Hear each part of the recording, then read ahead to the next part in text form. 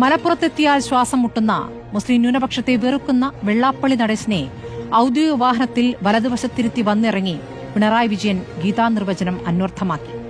പ്രകോപന പ്രസംഗങ്ങളിലൂടെ മുസ്ലിം ന്യൂനപക്ഷത്തിനെതിരെ ആൾക്കൂട്ടാക്രമണങ്ങൾക്ക് ആഹ്വാനം നൽകുന്ന, ന്യൂനപക്ഷങ്ങളുടെ വീടുകൾ ബുൾഡോസറുകൾ കൊണ്ട് തകർക്കുന്ന, അവരും നമ്മളും പ്രസംഗങ്ങൾ നടത്തുന്ന UP മുഖ്യമന്ത്രിയുടെ ആശംസ മനോഹരമായ സന്ദേശമെന്ന് കോൾമയിർ കൊണ്ട മന്ത്രി VN വാസവനും ഗീതാവാക്യങ്ങൾ അന്വർത്ഥമാക്കി.